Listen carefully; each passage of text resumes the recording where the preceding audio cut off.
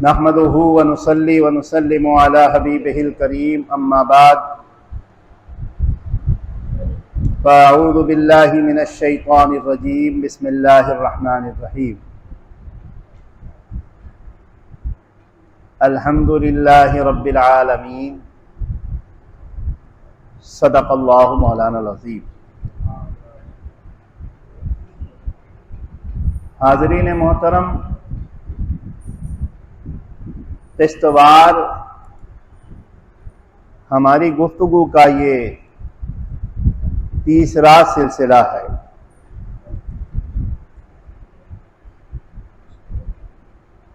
और तौहीद के हवाले से जारी व सारी है गुफ्तगू। जिस तरह के पहले दिन अर्ज किया था कि इस्लाम की बुनियाद 5 चीजों पर है और सबसे पहली उनमें तौहीद है।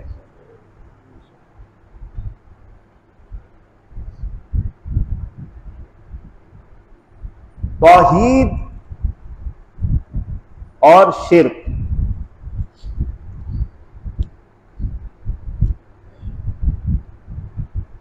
ये दो ऐसी चीजें हैं कि जहां तौहीद होगी शिर्क नहीं पाया जाएगा, जहां शिर्क होगा तौहीद नहीं।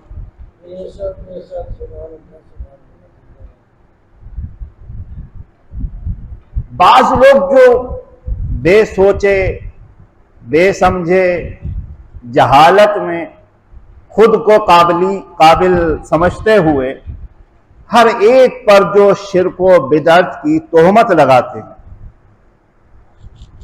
मुशरिक व बिदअती बना देते हैं, उन्हें यह गौर करना चाहिए और सोचना चाहिए कि शिर्क है क्या, ये तो पता करो। और किसी के किसी अमल को आप मुशरिकाना अमल बता रहे हो तो साबित करना पड़ेगा कि यह शिर्क की कौन सी किस्म में से आता है। मेरी यह बात सुनकर तो वह हैरान होंगे कि शिर्क की भी कोई किस्में होती। तो मैं कहता हूं किस्मों की तरफ तो बाद में जाना, तुम्हें तो यही शऊर नहीं है कि शिर्क किसे कहते हैं।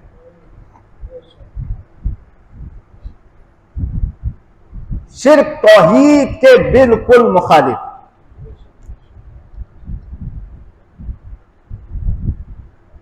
जिस तरह दिन रात की जिद है,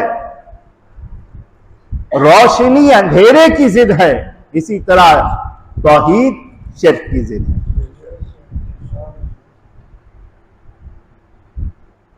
हमारे यहां को अजीब तसव्वुर शिर्क का बन गया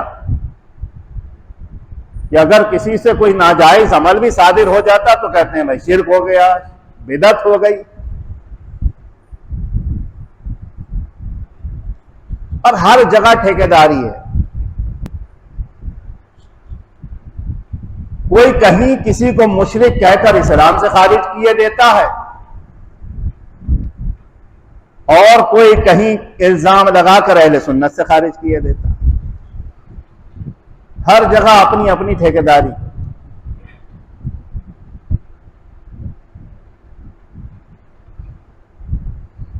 आप गौर करें, और मैं जो बात आपको बताने जा रहा हूं, जिस हदीस पाक का मफहूम आप हजरात को बताने जा रहा हूं, वो सुनकर खुश अकीदा अहले सुन्नत व जमात मुसलमान खुश ही नहीं होंगे, बल्कि यकीन कामिल हो जाएगा कि हम मुशरिक हो ही नहीं सकते। ये इल्जाम हम पर लगाते हैं, जाहिर सी बात है कि हुजूर अलैहिस्सलातु वस्सलाम के इरशाद पाक का मफहूम कि अगर कोई किसी ईमान वाले को काफिर कहे तो कुफ्र दोनों में से एक की तरफ जरूर लौटेगा।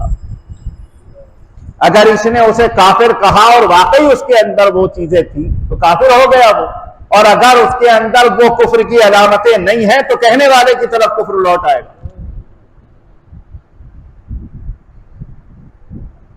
ये तो उन्हें सोचना चाहिए जो शिर्क की निस्बत किसी की तरफ करते हैं। लेकिन ये बात तो हुजूर अलैहिस्सलातु वस्सलाम ने 1400 बरस अपनी उम्मत के लिए फरमा दी।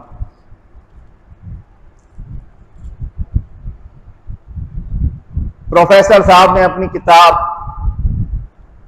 तौहीद की जिल्द अव्वल में इस हदीस पाक को नकल किया, और मैं वो खूबसूरत हदीस, दिलों को जिला बख्शने वाली आप हजरात के सामने पेश करूं, उससे कबल जरा मोहब्बत के साथ दुरूद और सलाम का हदिया पेश करूं। अल्लाहुम्मा सल्ली अला सय्यदिना व मौलाना मुहम्मदिन व अला आलि सय्यदिना व मौलाना मुहम्मदिन बिअददि कुल्लि शैइन मालूम लक रब्बी अरिनी बिजमालिका या रसूल अल्लाह सल्लल्लाहु तआला अलैहि वसल्लम। हजरत उक़बा इब्न आमिर रज़ी अल्लाहु अन्हु रावी हैं। आप बयान फरमाते हैं कि हुजूर ताजदार कायनात सल्लल्लाहु अलैहि वसल्लम ने शुहदाए उहुद की नमाज जनाजा पढ़ी। फिर आप सल्लल्लाहु अलैहि वसल्लम ने मिंबर पर जलवागर होकर इस तरह नसीहत फरमाई जैसे कोई जिंदों को मुर्दों को नसीहत फरमा रहा। आप सल्लल्लाहु अलैहि वसल्लम ने फरमाया,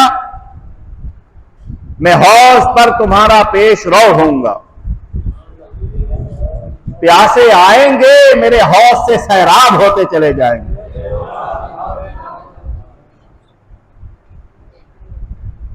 इन्ना आतैना कल कौसर, अल्लाह फरमा रहा है महबूब हमने आपको कौसर अता किया है। फिर फरमाया उस हौज का अरज यानी चौड़ाई इतना है जितना मकाम एला से मकाम जोहफा तक का फासला मकाम। अब जो हुजूर अलैहिस्सलातु वस्सलाम ने अपनी उम्मत को एक और खुशखबरी दी, फरमाया मुझे तुम्हारे मुताल्लिक ये खदशा तो नहीं कि तुम सब मेरे बाद मुशरिक हो जाओ। हुजूर अलैहिस्सलाम फरमा रहे हैं कि अब मुझे ये फिक्र नहीं है कि मेरे बाद तुम मुशरिक हो जाओगे, इसलिए कि मैंने तौहीद के ऐसे जाम तुम्हें पिला दिए हैं कि अब तुम्हें कोई मुशरिक बनाने वाला पैदा नहीं हुआ।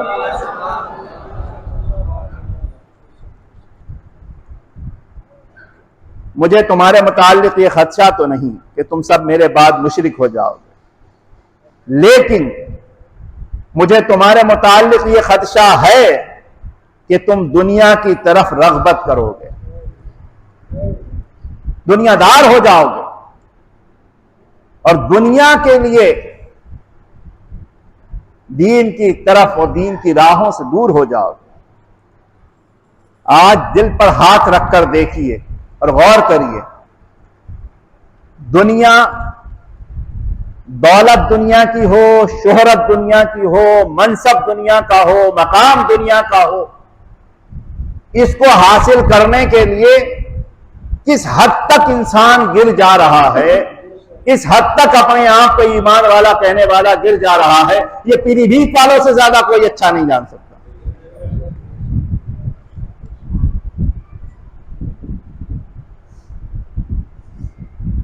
ऐसे ऐसे घटिया बयानात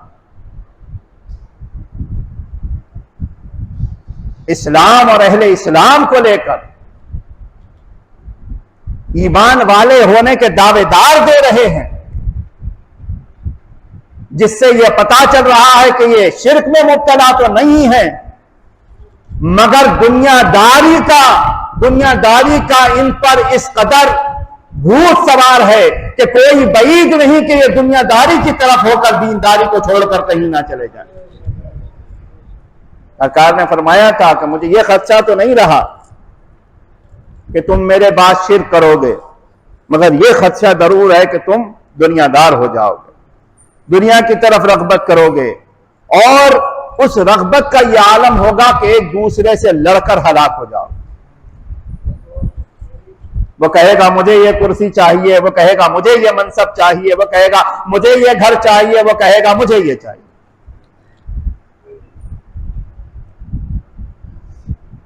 इन सब से पहले अगर ये गौर कर लो कि शरीयत ने हुजूर अलैहिस्सलातु वस्सलाम की बारगाह से जिस चीज के लिए मैं दुनिया में तलब कर रहा हूं क्या हुक्म है, क्या शरीयत मुझे इस चीज को लेने की इजाजत देती है कि नहीं देती है? अरे अगर हुजूर अलैहिस्सलातु वस्सलाम के फरमान के मुताबिक मिल जाए तो दुनिया भी हमारी संवर जाएगी, उखबा भी हमारा कामयाब है।